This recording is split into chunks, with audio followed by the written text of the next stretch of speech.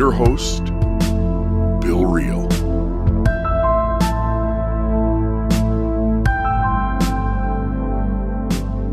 Welcome to another episode of the Almost Awakened podcast. I'm one of your co-hosts, Bill. And I'm Mikkel. And we are excited to be with you today. Mikkel, I was thinking, you and I were messaging, like, what should we talk about this weekend? And I was thinking about how you and I, and maybe humans in general, come to a place of overcoming their prejudices, how they become more accepting of people who are different, and what some of those experiences look like, and what some of that transformation looks like. And I wonder, I'm happy to start us off, but I wonder if maybe you've got a story of when you were younger, maybe ways in which you saw certain kinds of people that had something different than you had, or were different than the way you were, and why those things shaped your view at that time. Parents, friends, teachers, other people that had an impact on how you perceived maybe somebody as a bad thing when they were different. Yeah, so that it's really interesting. As I thought about this topic over the week, a couple of things come to mind. When I was a kid, my grandparents on my dad's side took in foster kids and adopted a lot of kids. And a lot of the kids that my grandparents took in were older. So, usually 10, 11, 12 into their teens. And a lot of them were African American. And so I was exposed to people that were different from me from a young age. And I never really viewed them as different from me until I was probably 8 or 9. And the only reason my perception shifted was because I had one of my dad's adopted siblings, and she was around the same age as me. She said, "I wish my skin was white like yours." And I was like, "What do you mean?" It hadn't ever really sunk in, which sounds crazy, but I just viewed her as the same as me. And as we got talking, she mentioned how hard it was to be brown and that people treated her differently. And I never really understood that. And so I was exposed to that diversity within the family. And then, I grew up in a religious culture that viewed anybody who was not within that system as different. And so I held a lot of biases and prejudices against people that were outside of that religious system. And it wasn't until my high school years, when my family moved from Utah to Pennsylvania, that I was exposed to people who were outside of my religious system and were still good people. And so I started thinking about, well, how can that be possible? Because everything that I had been taught was that only good people existed within my religious system. Yeah, when I was young, similar things.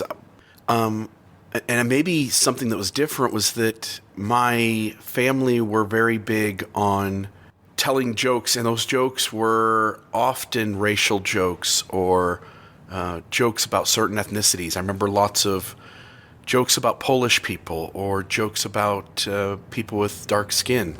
I remember lots of humor being pointed in those kinds of directions, and it became normalized because it was my uncles and my aunts, it was my grandpa. At times it was my own dad and my own mom. And my family was very blue collar, and they worked their tail ends off in various occupations. I've got uncles who are in the quarry, aunts who are in factories. My dad was a foreman for an asphalt company. My mom, on the other hand, was an LPN for a nursing home. And I think often when you're in certain kinds of work settings, if you work construction, for instance, and I know it's kind of cliche or a stereotype to kind of go here, but I think it's very true. For my uncles and my aunts who worked either construction or worked in a factory, you could see that it was easier to resort to foul language. It was easier to resort to humor that I today would consider inappropriate. And like you, when I'm a little kid, I don't know any different. I just think kids don't know. They'll get in the sandbox and play with anybody. And as you listen to your family and their views, you become aware that we humans here, we we perceive certain kinds of differences as less than. We see certain people as less than, and it's okay to make jokes about them. And as I'm trying, like I'm aware, like that's not cool. And I go to school. At the school I go to, the Perkins Middle School. There was an African American kid who came in as a new student, and I don't know what grade it was, maybe 5th grade, 6th grade, somewhere in there. Maybe this was even junior high. And this African American kid comes in for his first day in our school. He's new, and I try to befriend him. And I'm being nice to him, and I'm talking to him. And I just want, like, this kid, like, I know what it's like to be the new kid and to be scared and nervous and, like, not know how you fit in. And so I'm just trying to help him feel welcomed into our school. And that night, there's a get-together at a skating rink in our town. And I get to the skating rink, and this kid who I'm trying to friend, he's there. And I walk up to him, and I'm trying to talk to him. And suddenly, he just starts fighting me. And next thing I know, I'm on the ground, and this kid's on top of me, and he's punching me. And it is. And quickly, other like friends of mine and friends of his come in and kind of break it up and pull him off. And what I'm trying to get to the bottom of, like, why that happened. And he makes some sort of comment about, like, I can't, if you as a white kid are seen hanging out with me, then that's going to hurt my, like, credibility. And I don't remember exactly the words he used, but that was the message. Yeah. And so I right away, like, oh, my kind can't hang out with your kind, and we have to not be near each other. And all I wanted to do was just be nice. And like you and I both grow up in a system that tells us that people of color at one point in our religious history were believed to be less than and deeply treated as less than. And our system still hasn't addressed that fully. And I went to work at a job at McDonald's, and there was a African-American lady there, and she was so nice to me, and we got along really well, and we laughed a lot. And one day she comes up to me and she goes, "Why doesn't your religion allow us to be a part of being equal within, like, the walls of your system?" And I look at her, and I in my mind, I'm not smart enough, I'm not wise enough to sense that my system's answer for that question is bullshit. And so I tell her the theology and the history of why she was less than before she came to this earth, when she lived with God. Man, I felt like I was just doing my religious duty of sharing these answers. And within a year or two, I realized, like, oh, we humans and we systems, we're fucking this shit up all the time. And so from all the way up from 17 years old and early, everything around me, my religion, my parents, my aunts and uncles, my grandfather, my cousins, everybody taught me that people of color were less than. It taught me that people of other ethnicities, Asian people who couldn't speak our language, it was almost permissible to look down on them. Polish people, there were so many jokes in my family about people who were Polish, and just it became so normalized and acceptable. And it's taken, may I even say, decades to kind of strip that down and deconstruct that. Yeah, and I think, Bill, I know for me that I keep finding where I'm prejudiced and where I'm biased and where I'm not being inclusive. Kelsey and I watched a show yesterday on Netflix called Explained, and they talked about political correctness and kind of the process and the history of that. And it was really interesting because the commentary on it is that, why do we have political correctness? Why should we care? And they were interviewing a couple of people, and one of the people said, you often don't realize that you're being bigoted or biased or prejudiced until someone points it out to you. And that's why we need people to point it out to us. Otherwise, we may not know that we're being derogatory towards another person or to a group of people. I read this thing on Facebook that said, one of my friends told me about a powerful lesson in her daughter's high school class this winter. They're learning about the Salem witch trials, and their teacher told them that they were going to play a game. The teacher said, "I'm going to come around and whisper to each of you, whether you're a witch or a normal person. Your goal is to build the largest group possible that does not have a witch in it. At the end of the game, any group found to have a witch gets a failing grade. The teens dove into grilling each other. One fairly large group formed, but most of the students broke into small, exclusive groups, turning away anyone they thought gave off even a hint of guilt. Okay, the teacher said, you've got your groups, time to find out which ones fail. All witches, please raise your hands. No one raised a hand. The kids were confused and told him he'd messed up the game. Did I? Was anyone in Salem an actual witch, or did everyone just believe what they'd been told?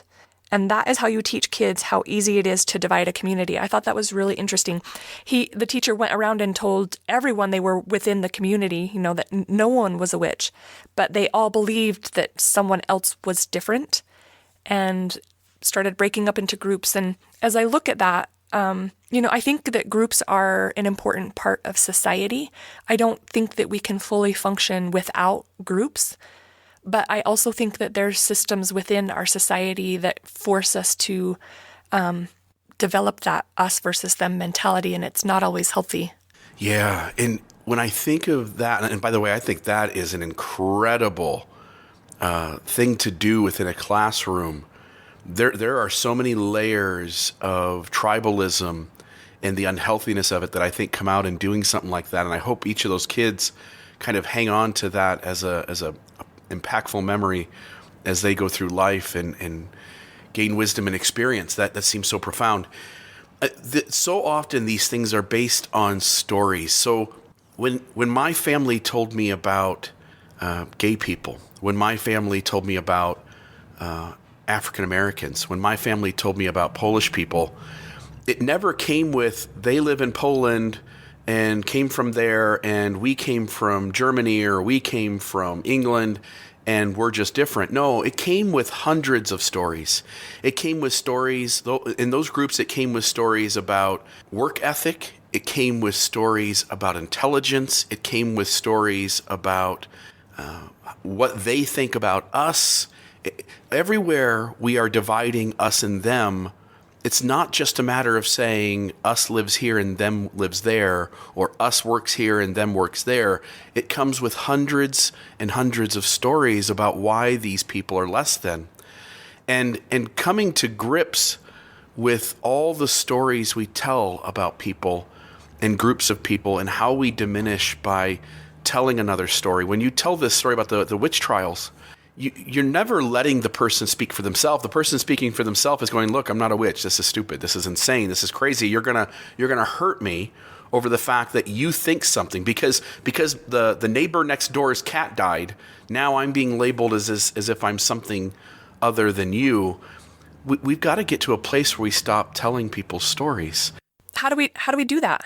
For me, it's asking them what their story is and letting them tell their own story, and me working really hard to eliminate from my mind the stories that I've been told about people, the stereotypes I've been told about people, and to let someone's story stand on their own and represent them. And that's come after years and years of at first thinking it's perfectly okay to tell another person's story and doing it all the time, to over the course of 2 decades coming to a place where I deeply value another's human story and other groups' tribal story, and putting emphasis on really wanting to know what makes that person tick. Interesting. That concept of letting someone else tell their story and you not telling it for them, or just you letting them tell their story.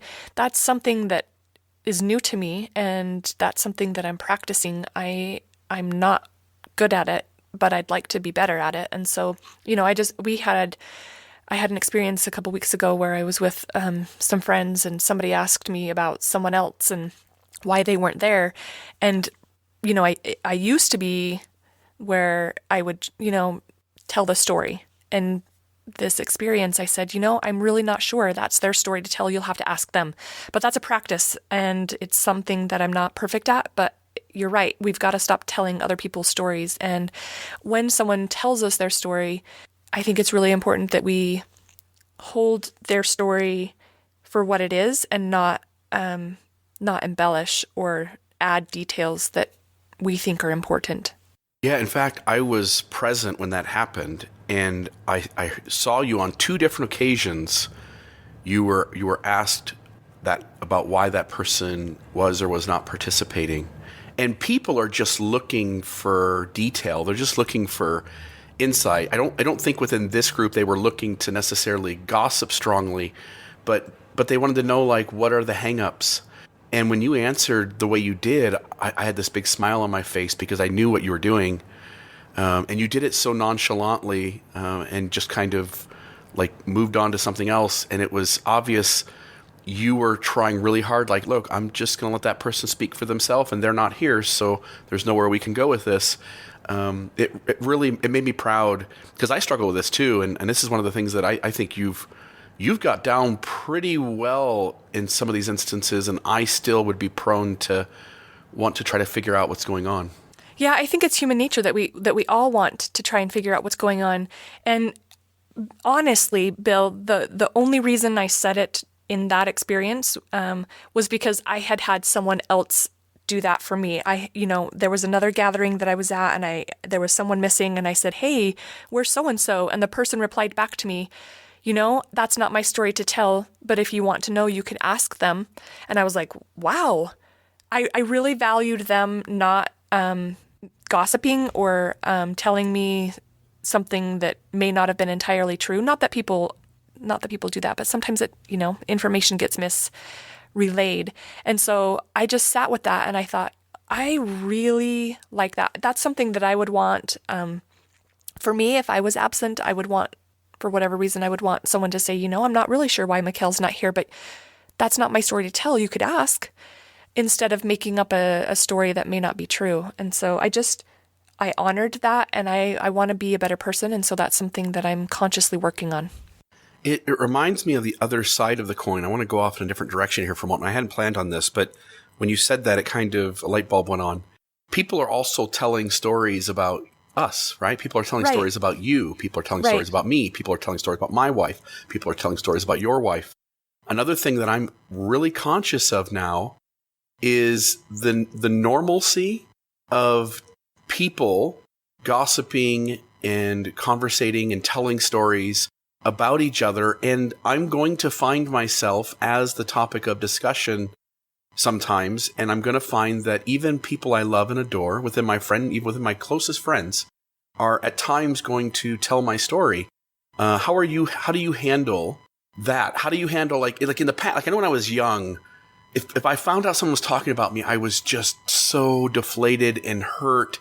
And I didn't understand, like, why didn't you come to me and ask me and talk to me? But the reality is that's just not going to happen every time. How have you handled on this side of things when you perceive that others are telling your story and are gossiping about you? So I don't know if I've had that I don't know if I've been confronted with that before. I don't know if I've had an experience where I've heard someone else talking about me without me being there. And so I don't know if I can speak to that. I have. I mean, I've been aware of where someone has taken something that I shared and they shared it outside of that. And at first it pokes, and then suddenly I came in and go like, wait a minute. We're all doing this. Like I do it sometimes. I'm not doing it to hurt anybody, but I do find like we're always like, hey, where are our friends at? What are they doing? What are they up to? Oh, they're having this hard time with this, and all of a sudden this conversation ensues where those things occur. And I've found myself to have been in the center of that conversation. On this side of things, I'm less hurt by it than I used to be. I'm less poked, and it's like, oh, it's really not a big deal. I know those people love me, and even if it was enemies, even if it was people that didn't like me, even if it was people that were out to get me, I just feel like I'm in a better space today to maturely handle those kinds of things happening. And I think you would too, and I think at some point you're going to run into it. I think it's natural. Sure. It's going to happen. But I think we all go like, they messed up, and they told a piece of my story, and they didn't really have permission to do that. But hey, we're all doing it. I forgive them. I move on. And rather than hold this deep seated hurt that I would have definitely have held 15 years ago. I think that it depends on who is sharing the story. If it's someone from where I used to live in Idaho and they don't know me anymore. The version of me that they thought existed, 7 years ago doesn't exist anymore. I'm not going to give them two shits because they don't know me. And they're, it kind of goes back to that Brene Brown comment. If they're not in the arena and they're not working on their shit, they're not worth my time and energy. But if it's a friend that I love and I trust them and I value them as a human being and they're sharing parts of my story, I think it goes to intent. So if their intent is kind and loving, then like you said, we all do that. If their intent is malice, then that creates a different scenario. And I'm not one to sit back and just take it. Oftentimes, and maybe that's my coping and defense mechanism is to confront, but I do think that it's important to have resolution or at least clarity and understanding perspective. Yeah, I agree. When someone tells my story, especially if they're coming from a place of trying to protect the not my group, but the out group, their group, if they're trying to protect their beliefs or they're trying to protect themselves, I am adamant that I will intervene. And again, I'm not gonna hold on to resentment. That's the part I'm letting go of. But what I will do is I will put myself into the situation and say, just for the record, here's my story. I wish you would have come and asked me. But let me set the record straight. And I've done that before. We talk quite a bit about this religious system that you and I belong to. There are people back in Ohio. I live in southern Utah. That's where you live. I lived in Ohio for the first 35 years of my life. And the congregation that I went to there, those are my friends. They're almost family, and in many ways are family. And being out here in southern Utah, I had discovered that they were gossiping about what had happened to my beliefs and how my beliefs had changed and when they had changed. And the story wasn't accurate.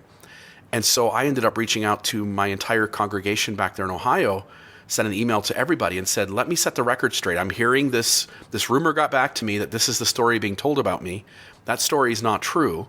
Here's what happened. Here's the timeline of events. If anybody in the future needs to know any of this, which I'm happy to share, all you have to do is just either pick up a phone or send me an email or drop me a Facebook message rather than tell these stories behind my back. And so I have no problem. I think all humans should set the record straight. I think it's how we teach the world not to tell our story. Right. Bill, I saw another interesting comment on Facebook, and it was somebody that said they have a really hard time with confrontation because their whole life through their religious system had been taught to just obey. And so they'd never learned a healthy way to talk about issues that come up or to deal with times when we're poked or when, our story's being mistold or those kinds of things. So what tools, like how have you gotten to the point where you can talk to someone and have a conversation or send an email or whatever when things are out of alignment? Because we both grew up in a system like that. And that's something that was heavily stressed in my family too, was you don't ever talk back, you don't ever argue, you just do what you're told, no questions asked. And so I'm just curious as how you've come to a place where you can talk about things with people that are difficult. I think in some situations you realize there's a sense of wisdom in you that you realize you're not going to make any progress in the conversation and may, in fact, get stepped on even more. And so maybe the best answer in some of these situations is you just turn around and walk away. And sometimes that's really hard because sometimes you feel this need to set the record straight or to make sure someone knows that they messed up telling pieces of your story. So there have been instances where I'm just like, it's not worth it, and I've walked away. There are other instances where I am angry and I want to put somebody in their place. So it's an ego protection. Right, but that almost never works, right? Like anytime you just get into a shouting battle with somebody, you almost never change anyone's mind. Right. And what they've done when they've talked about the psychology of getting somebody to move in their beliefs or their perspectives, they talk about rather than standing across from someone and debate them, you have to stand next to someone and you have to put your arm around them and you have to be their friend showing them a better way. And I've always tried to be cognizant of that. So when I have conversations with people I disagree with, I try to build some level of friendship and trust. And sometimes that may be just as small as standing next to them. It may be just as much as realizing like, oh, my arms are crossed, and that gives off the enemy, or the I'm against you, and so I put my hands down by my sides. There's a recognition of what body language looks like that is more friendly. There's a recognition of smiling and bringing up some kind of common agreement first. There's lots of tactics. And those tactics are based in, I want this person to hear me, and I want them to understand that I need to let go of my anger. I need to not come from a position of, I'm right, you're wrong. And just to say like, hey, and generally when I have the most success, when I have the least success, I am just throwing out data, and I'm just disagreeing, and I'm just looking at the person like, you're an idiot and you're wrong. I've seen you like that. Yeah. And I do. And I sometimes have a sense of superiority in a conversation, and I know I'm right, and so I'm just going to ground their face into the dirt on it. And in the bullshit. end, I don't usually win them over that way. Usually when I win somebody over, it is with soft conversation. It is with trying to point them to things, but not pushing them to things. It's giving them resources and letting them look at those things in their own time. It's coming from a place of, hey, I'd love to answer questions. I'd love to talk more about this. I'd love to hear more about what you think about some of the things I've said. It's trying to build some sense of, I'm your friend in this conversation. I'm not your enemy. I've watched so many presidential debates, and you see these people just yell and scream at each other. You see these people do it in a way that when the thing is over, everybody who believed in one side still believes in that side. Everybody who believes in the other side still believes in that side. Everybody who went in thinking a certain person was going to win and wanted a certain person to win walks away thinking that person win. And there really isn't very much ground that moved in that conversation. It's just not the best way to do it. I probably didn't even answer the question, did I? You didn't. But that was a really good explanation. Good try. Yeah, good try. So good. So tell me, you've got all these biases you talked about as you were a kid. Yeah. How have you let go of your racism? How have you let go of your perspectives that you held because they were given to you to hold of people who were different? I think being empathetic. So, for example, when I would be out in my family group and we'd be out in public and my dad would make comments about people, there would be times when he would make comments that were hurtful, making fun of somebody's weight or making fun of somebody's hair color or making fun of, someone's clothing choices or any variety of things. And I would see, let's say I have one kind of vivid example. We were at the movie theater and we were standing in line waiting to get popcorn. And there was a woman, probably 2, maybe 3 people in front of us, and my dad was making comments about her weight. Just so horrible. And she heard him. And I saw her face, and it just dropped. And so seeing that experience inside, I was just like, oh my gosh. 1, I was mortified. I was so embarrassed to be standing next to my dad. And number 2, so embarrassed for the person that had heard those hurtful comments. And so it forced me to start looking at people and seeing them as human beings. And I think part of why I was able to feel what other people were feeling is because there were things within my family that would happen that would make me feel mortified and embarrassed. Like if I showed any sadness, that would be my dad and my brothers would just jump on me. They'd start making fun of me and teasing me. And so I got to feel what other people felt like. And I just started trying to see people as human beings, and that why couldn't we be different, but still be kind to one another? And then again, moving from Utah, I was 15 when we moved from Utah. And so the people that I'd known were only people within my religious system. And then we moved to Pennsylvania, where I was the only one within that religious system in my entire high school. And seeing other people that were different, I was exposed to some different cultures, different religions, and seeing that they were still good people kind of forced me to reevaluate things that I'd always been taught. Yeah, in a very similar way, when I took the time, and I'm lucky in this way, I love history and I loved religion generally to the point where I took the time to take seriously both my history classes in high school, but also my history classes in college, and I took a bunch of religions of the world and those kinds of classes, philosophy classes in college. That's cool.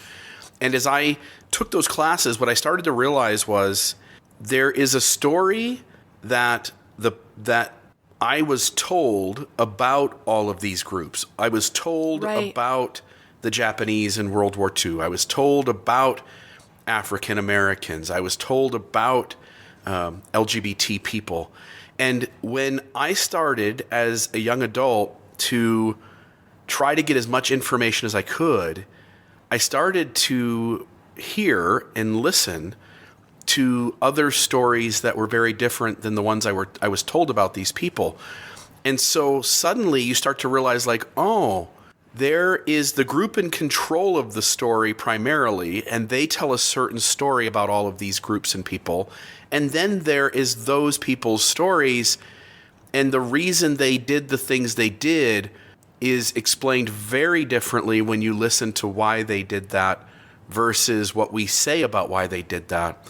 And as I started to become aware of lots of stories from various perspectives, I started to sense like, oh, there are agendas and there are biases and there are people who are not being objective and there are people who need the story to be seen a certain way. And once I gathered in stories all across the spectrum on any one of these things, I started to go like, oh, this isn't the way I was taught. This isn't the way I was told. Right. And I felt a deep need to get it right. Like, what's the real story? And often the real story is deeply complicated. I came from a family of Democrats, and I don't know how, but somehow I found myself as a Republican as a young adult and as an older teenager. And I had lots of uncles who were Democrat, and they were so one-sided. And for a while as a Republican, sitting in the backyard of my grandpa's backyard and all of our family there, and we're debating politics, I was also one-sided. And then as life went on, I realized like, oh, both sides have some truth. Both sides have some errors. There really is a middle ground that honors that it can take the good from both directions and put it together and have a much better, healthier story. And so I just started to value truth over the beliefs that I had. That's really cool that you could do that as a teenager. And I think for me, like, books really helped too. I also loved history, and I loved reading, and reading was an escape for me. And so I would read almost anything that I could get my hands on. And one of my favorite kind of genres growing up was historical fiction. And I think it forces you to consider a perspective outside of your own. What do you think about that, Bill?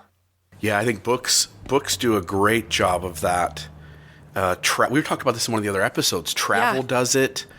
Anytime you become aware of others, you suddenly make them more human. Like, if I know, when I went to a play as a 10-year-old in school, and it was a play about Harriet Tubman.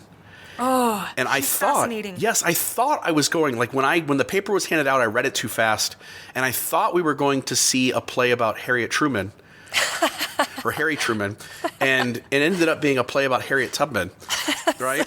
So I was confronted with, like, shock and awe of, like, here, we're doing something different than I thought. And by the end of that play, and that was my first encounter with how awful my white heritage was to their black heritage. And I had to confront these stories that my parents and my uncles and my aunts had said about the worth, the honesty, the work ethic of people of color. And I had to deal with maybe a different story of, like, wait a minute, there's a reason that the behavior among people of color, good and bad, by the way, good and bad, is different in places than my white family or my white heritage. And I go like, oh, we did some of that to them. We caused this. We held these people down. We stuffed them in ships and shipped them across oceans, only to sell these people to essentially be slaves and servants for people of my white heritage. It forced me to go like, oh, my family and my heritage never told the full story. Right. So I listened to a podcast earlier this week, and the gal who was being interviewed is someone that I've interacted with through one of my self-improvement coaching groups. And it was fascinating to hear her story. And there were a couple of thoughts that it kind of spurred. So she's African American, and she talks about growing up in Utah as one of the only African Americans in her school and in her neighborhood. And she tells this story where people couldn't understand why, well, two things, couldn't understand why there was a Black History Month. And it sort of goes back to that, well, why can't we have straight pride, you know? And she said that one of the things that was really hard for her in growing up is that people were curious, but their curiosity occurred in a way that made her feel even more different. And I thought that was interesting because I think that there's times when I'm really curious about another culture or someone that's different from me, and maybe that curiosity, which in my mind has good intent, can be perceived as something that is, again, just drawing that line between you're different from me. For example, Corey has got really curly hair and it's super thick, and I love his hair. And it in my mind, as I'm listening to this woman tell her story about people being fascinated with her hair texture and the length of it and whatnot, it just helped divide her from other human beings. And so it got me thinking, like, do I do that? Does my curiosity about people being different make them feel even more different? Yeah, so if you're asking about another person in a way that says, "Hey, I know you're extremely different from me. Tell me about your differences." Yeah, I could see how that would do that. So what's a healthier way to handle that? Because I think that curiosity is an important part of changing our perspective and finding out what our biases are and helping us understand people better. Yeah, I don't know that I'm practicing the solution to that. When you ask that, what comes to mind is even to tell a person, "You're different, tell me about your differences." Right.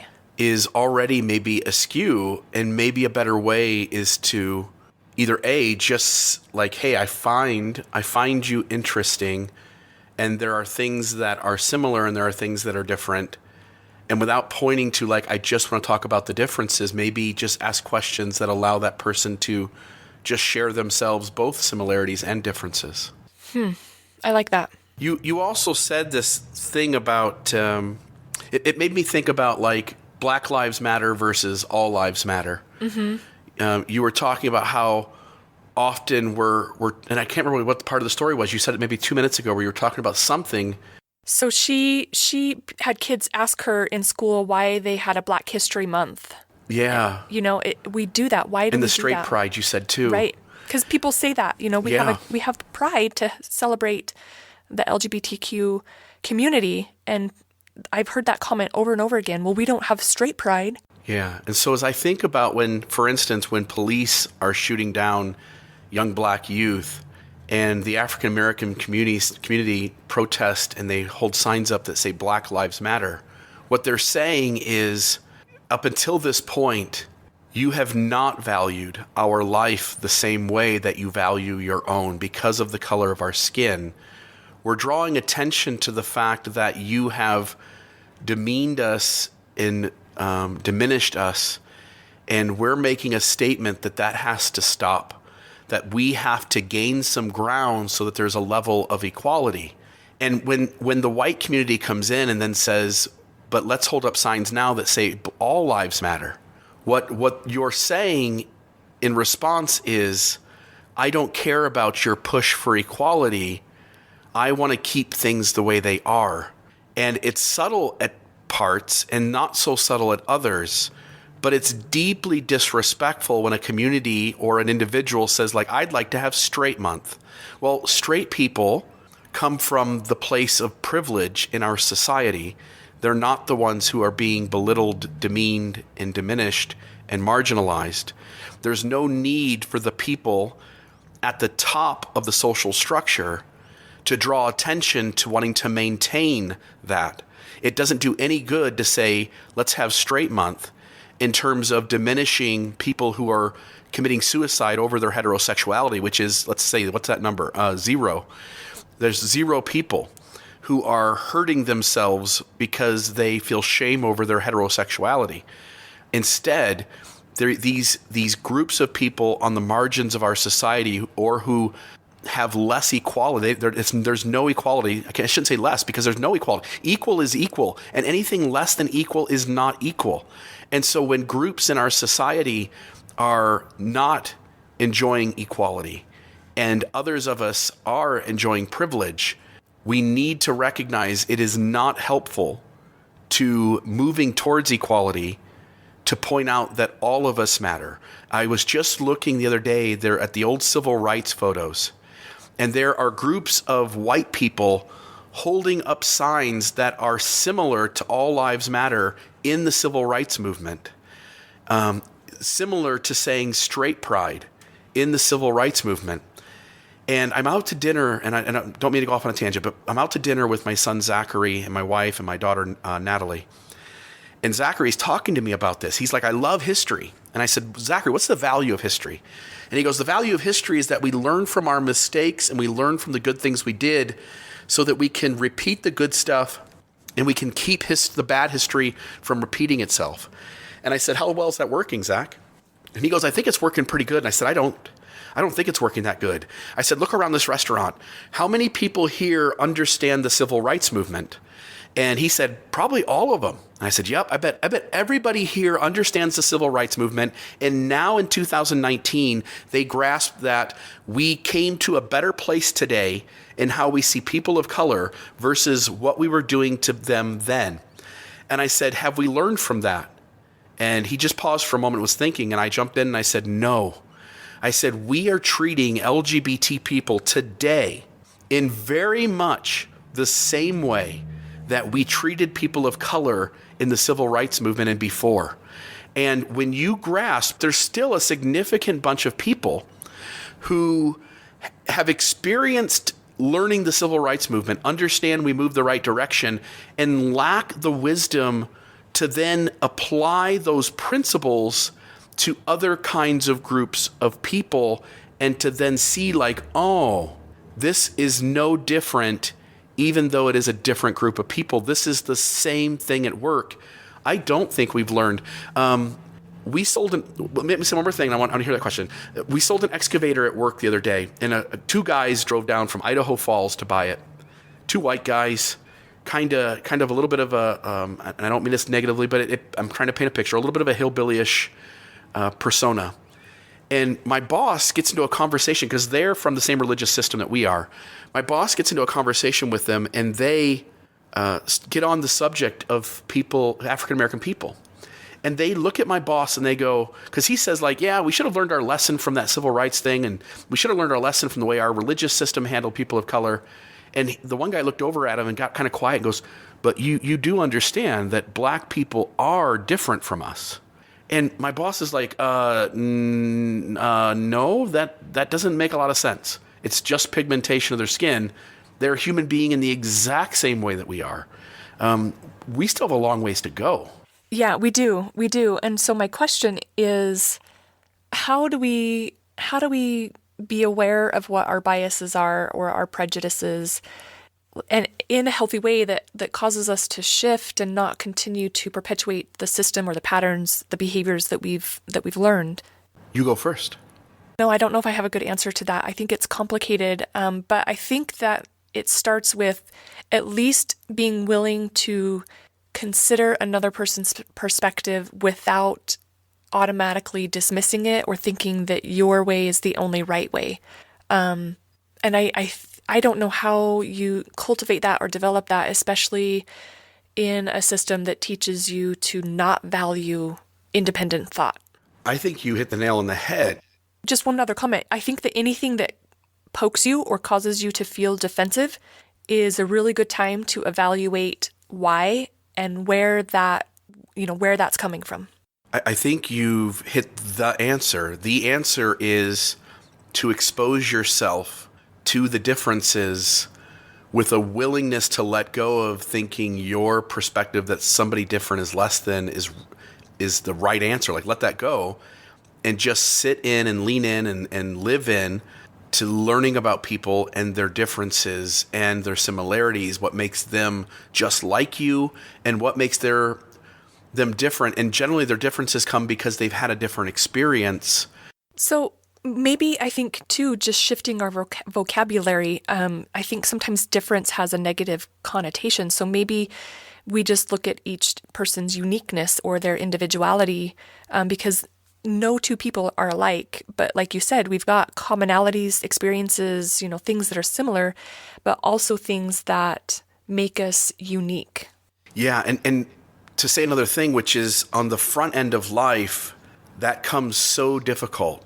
We are in a tribal mindset. We are in groups that deeply influence how we see others, and we trust those groups and we trust the authorities in those groups to lay down the truth.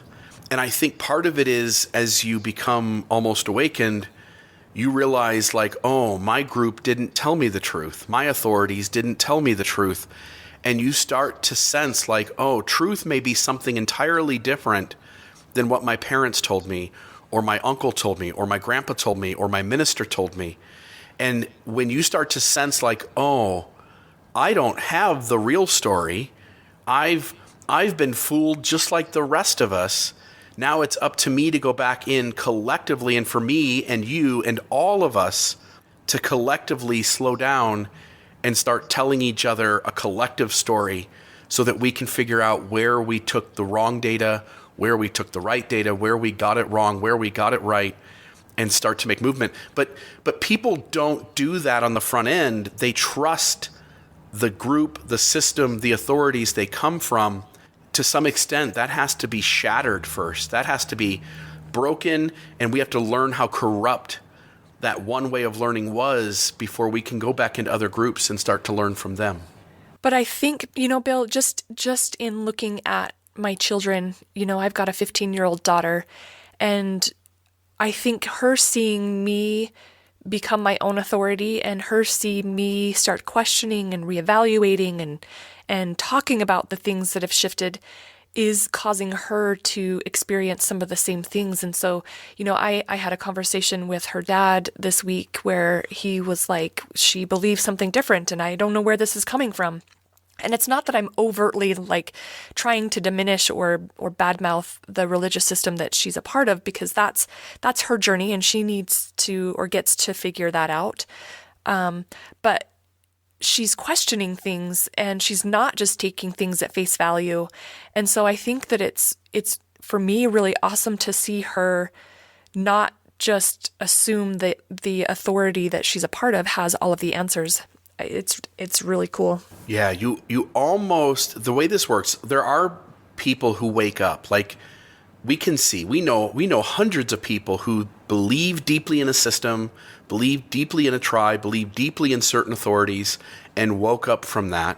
But at the same time, the world collectively generally doesn't work that way. The way it works is that one generation, some people wake up, they draw attention to something, that generation dies, and the next generation has more people who are thinking, considering, wrestling, questioning. And so it takes people passing away and new people coming in with new mindsets and new ideas. And then when that group dies, the next generation is even more moving some other direction. It's not about necessarily changing everybody's mind. It's about putting in better ideas and watching the next generation start to pick those up and run with them. Yeah, it reminds me of something that I learned when Kelsey and I were going to counseling. The counselor said it's less about who's right and who's wrong and more about what's healthy versus what's unhealthy. And so for us, I know that we've really tried to implement that. It's less about who's right, but what's going to bring us closer together and what's healthier. Yeah. And so I see kids, this generation that's in the 10 to 17-year-old, 18-year-old range. Those kids are way more inclusive and accepting of differences than my generation, and it is night and day different from our parents' generation. Yeah, it's pretty amazing. It is. And so I think we're heading the right way. I think we've got things to overcome, but I now have confidence in this world where maybe 15 years ago, 10 years ago I didn't. I have confidence that this world has the ability to deal with those things going forward, because the next generation is showing that they are making leaps and bounds changes in their mindset versus their grandparents. I'm hopeful. My perspective's a little bit different than yours, and maybe it's because I'm not a white, heterosexual, privileged male, but I forgive you. And I accept your forgiveness. There were a couple of other things, Bill, that I wanted to talk about. Is there anything else in the topic that we've already covered that you wanna say? No. I just concluding that topic, saying that we all have prejudices, we all have biases, we are all not objective when it comes to various things. Maybe sit with anyone you see as less than you for whatever reason. My suggestion would be just to sit with that and go like, why do I think that person's less than? Yep. And maybe the issue lies within you. Yeah, it usually does lie within us. That's it for me. Awesome. I loved that. You're a grandpa. First, dude. Yeah. How's that? I'm a grandpa. I was pushing it away for a long time because I'm 41 years old. I don't want. I love my son. I love my daughter-in-law. I love this baby that was on the way. That's not the issue. It's that I'm too young to be a grandpa. Let me be a cousin or an uncle, maybe even. I don't want to have the title of grandpa. It makes me feel old. And then suddenly I see this baby for the first time, and that barrier, and it kind of ties into what we just talked about. That barrier just washed away. Melts away. And I realized I'm a grandpa. And I'm excited. I'm now thrilled to be a grandpa. So it's yes. So cool. Garrett Jace Reel was born 11:59 at night on 10/3. He was 30 seconds away from having a birthday on 10/4. Which would have been Kelsey's birthday. Yo, well, that would have been cool. But now it's the day before. Which is Parker's birthday. There we go. So we always share the birthdays with somebody. It's a beautiful thing. And life coming into this world, man, 22 hours of being in the hospital, 6 hours, 5 or 6 hours of pushing and it not working. And eventually she had to go in for C-section. And I was so scared. I know that 99.999% of the time it goes right. But sometimes it doesn't go right. And I was just walking up and down the hallway pacing and just scared because it looked like it wasn't going right. Man, and then on the other hand, I think here we are with the modern convenience of medical technology and trained doctors. And 1,000 years ago, it was just a primitive human being squatting in the middle of an agricultural field and popping a baby out. Well, so, maybe if it didn't work, the result wasn't positive. But yeah, it's crazy. So yes, I am a grandpa and loving it. I was at the hospital yesterday and just holding this little one and just thinking about taking this baby on fishing trips and doing things as a grandpa. So I'm super excited, and it's a beautiful baby boy. That's awesome. That's awesome. I was so excited for you guys. He's adorable. That baby is adorable. I think though you forgot part of his name. Oh yes, he was given the middle name of familypawn.com. Yes. And I think our family is getting a $400 a year stipend to have that name on all official paperwork. That's the pawn shop I work for the listener. I'm a pawnbroker, a manager of a pawn store in Hurricane, Utah. And my boss was joking around with my son, and that was the middle name he was given so that we could publicize and advertise and they could get a few extra bucks every year. Good plan. The other thing that kind of came to mind is Kelsey and I were kind of talking about the circle of life. With Garrett being born, one of our friends that lives down in Arizona, his mom passed away this week. And so talking to Kelsey and to our friend Miles about just this journey called life, and how, one person enters this world and another leaves. And so just sending lots of love to Miles this week. It's crazy to me to think about what I used to believe as far as death is concerned. And Miles said that his perspective has changed, but experiencing it firsthand has been a completely different story. And so it's been interesting to hear his perspective. And then kind of the last thing I wanted to talk about is my whole life, I've had to earn love and acceptance. And it's always been based on what I can do or what I give. And so 2 weeks ago, I think it was 2 weeks ago, Kelsey really wanted to go see the play Wicked. And so that was her early birthday present, but it about killed me because she insisted I not get anything else for her birthday. It about killed me yesterday to have her wake up and me not have any gifts. Is that hard for you to not give somebody gifts? Yeah, and there's two sides of this coin. I don't really care. Like if my birthday happens, if people just say happy birthday or just give me a hug, like I'm great. I don't need something.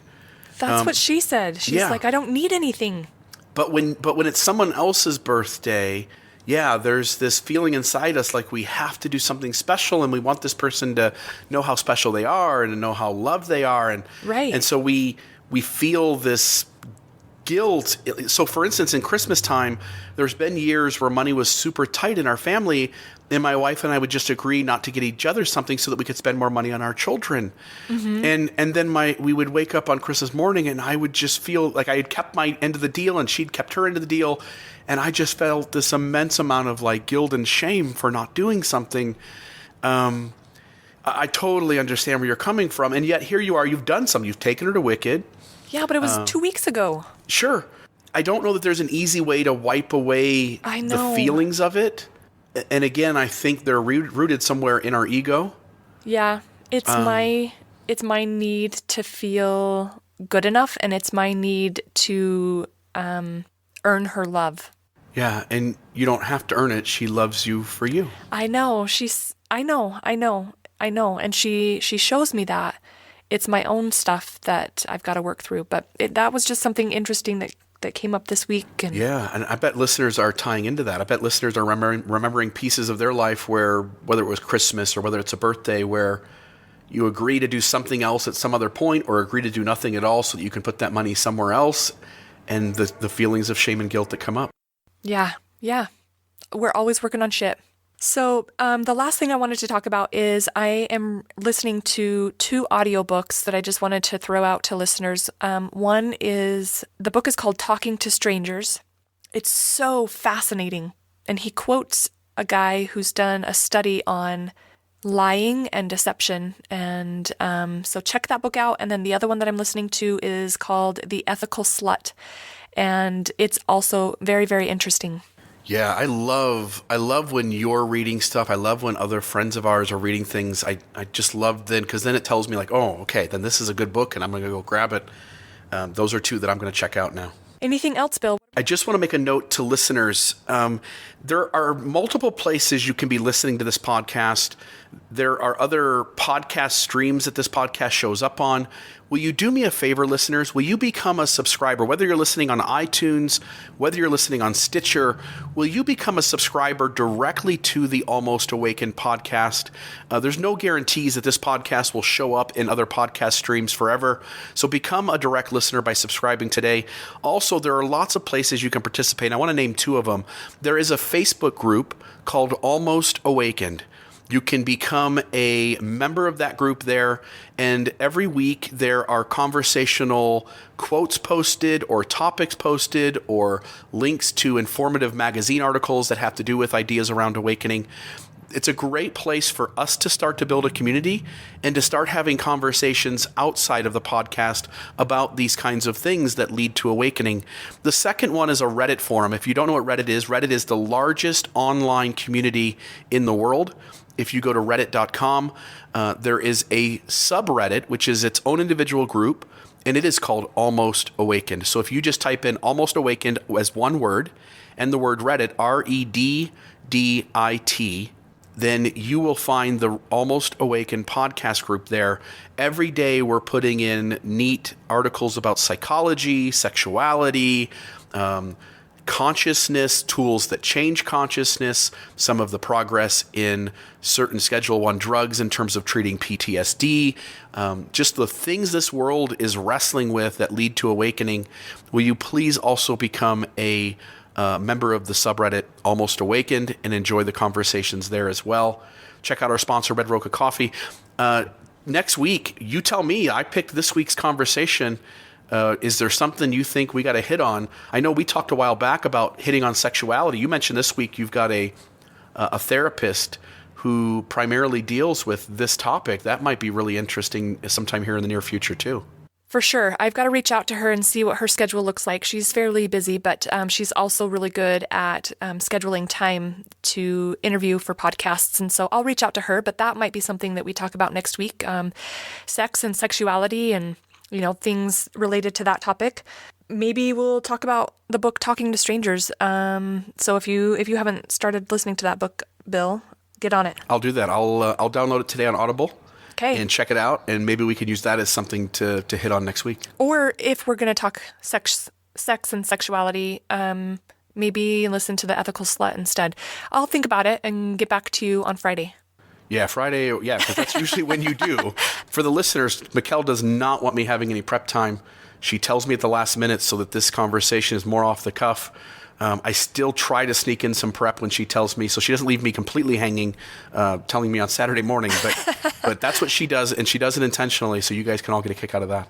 Yeah, and one of these days, Bill, I really think that we need to record face-to-face, just so the listener knows. Right now we're recording in 2 separate locations, but I think it's going to add a whole nother dimension to be able to read your facial expressions and, yeah. To see when I'm smiling. A whole nother dynamic that I think would be awesome. Yeah, totally get it. Love it. This was a lot of fun. I'm enjoying this podcast. It's really therapeutic to me, and I know a lot of listeners. I just had a guy come in yesterday, Mikkel, to the pawn shop here in Hurricane. He walks in and he goes, "Look, I've been listening to you for a long time, Bill, on other things that you do, but I am really loving this Almost Awakened stuff that you're doing. Great podcast. You guys do a great job." And I'm just all the feedback from people who listen has been wonderful. It's so much fun for me. Yeah. Leave a review on iTunes. It helps us get more visibility there.